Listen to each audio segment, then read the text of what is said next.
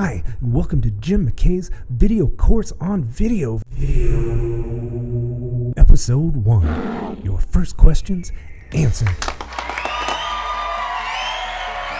Hi, I'm Jim McKay, and this is episode 1 of Jim McKay's video course on video. In this first episode, I'll cover some of the basic things needed to start creating your own amazing videos. Your best chance of becoming totally awesome at video depends so much on the first topic we'll cover today. I just really can't stress enough how much having this will help you, and really, it'll simplify your journey a lot. I'm of course talking about a camera. Now, while a camera on your phone is admittedly pretty sweet, it does have its limits. Today we'll be focusing mainly on using a dedicated video camera, or SLR.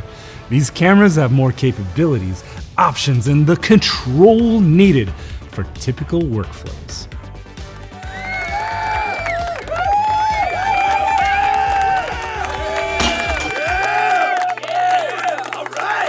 Now, the camera is a complicated little device, but pretty simple to use. Basically, you just put it right between your eyes and the awesomeness in front of you. It does a pretty good job of capturing everything. Even better, you can go back and watch it over and over, and over, and over, and over, and over again. Now, here at Jim McKay's video course on video, we take a renegade approach and require that you get a camera, read the user's manual, and understand how to use your camera before attempting video production. But Jim McKay, what camera should I get?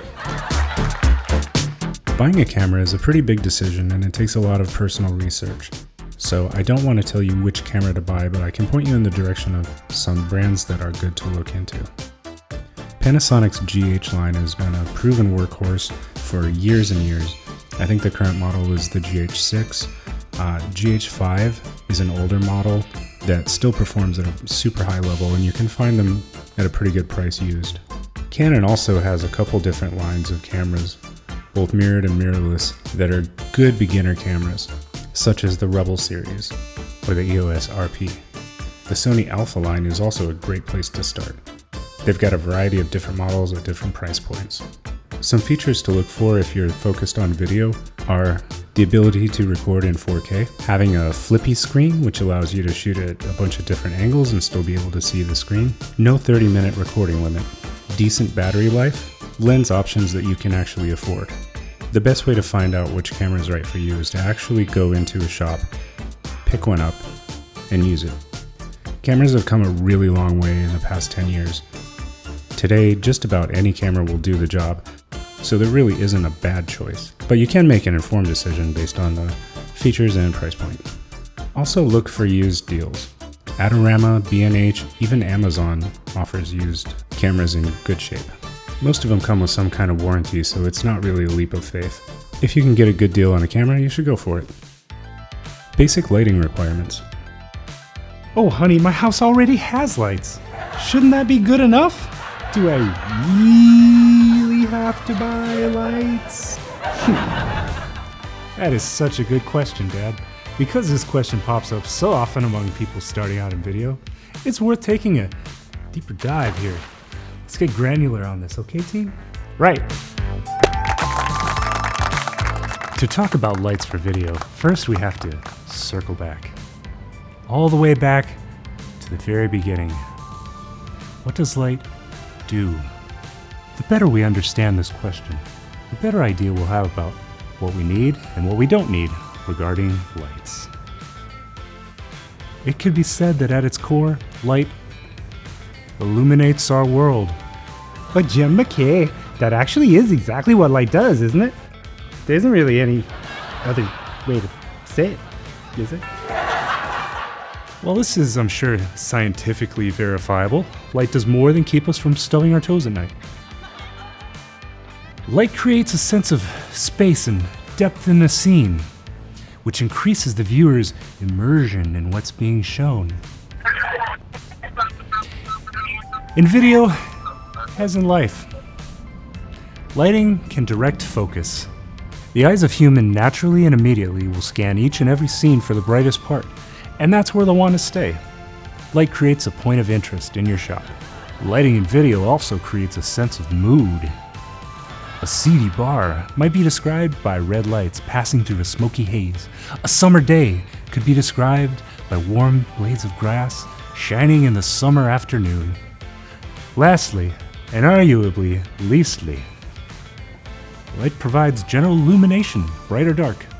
It may sound like a small thing, but sometimes it makes all the difference, and is usually the first thing to be improved with your new light. The fact is, video usually requires additional lighting for good camera exposure. The primary light source is called the key light. It's called a key light because it's your key to a well-lit shot. Key lights are generally the most powerful light in a given scene, and they're generally diffused. Diffused means that the light is directed at or through a larger surface, increasing its size relative to the subject. What this does is it softens the light, but it also softens the shadows. It also helps give a more natural looking result. Light number 2. The rim light enters the chat. Very often a second light source, either a rim light or hair light, is used to define the edges of a subject, separating them from the rest of the scene. If you're just starting out, you can get 2 lights, which will give you a lot of options.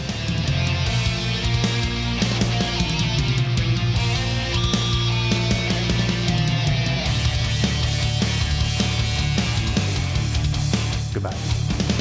Good audio is at least as important to overall quality in video as the image quality. Having bad audio immediately drops the production value of your project, and you lose your viewers' interest fast. There's 2 main routes to go as far as audio solutions for beginners: an on-camera shotgun mic or lav mics. In both cases, I'd recommend Rode or Tascam products. They're killing it right now, and they have a wide spectrum of quality products to fit almost any budget and use case.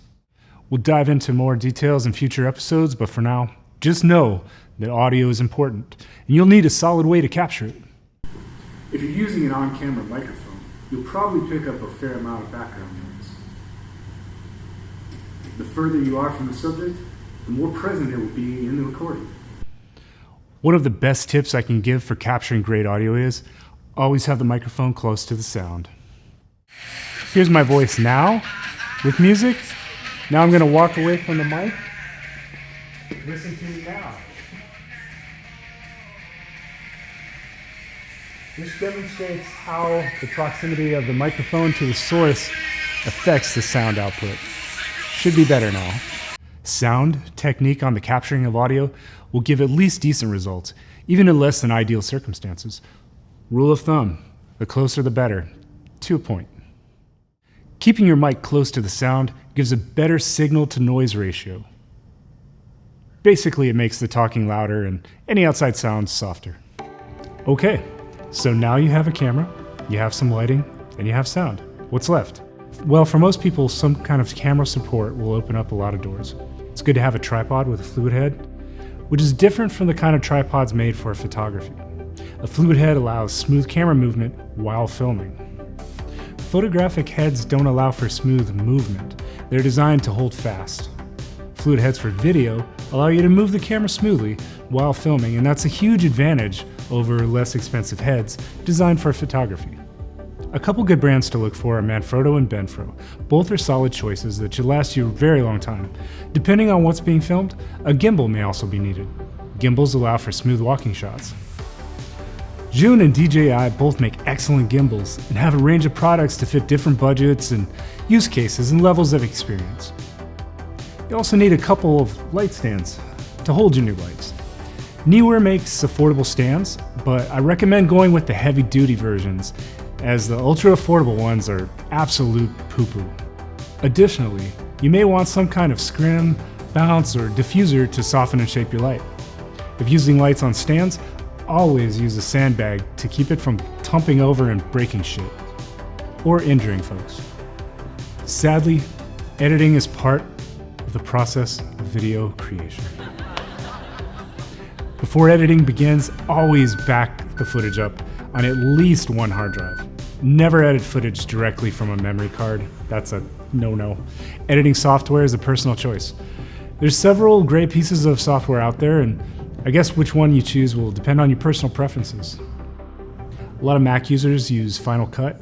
It comes in a couple flavors, but as far as I know, it can't be used on Windows computers. For both Mac and Windows, there's Premiere Pro and also DaVinci Resolve, and those are pretty much the go-to programs everyone's using. Premiere is subscription-based, so if you use it, you'll need to pay a monthly fee. DaVinci Resolve comes in two flavors, a free version and a fully featured paid version. The free version is actually pretty good. It's a slightly nerfed version of the full program, but it can handle most basic things as far as I know.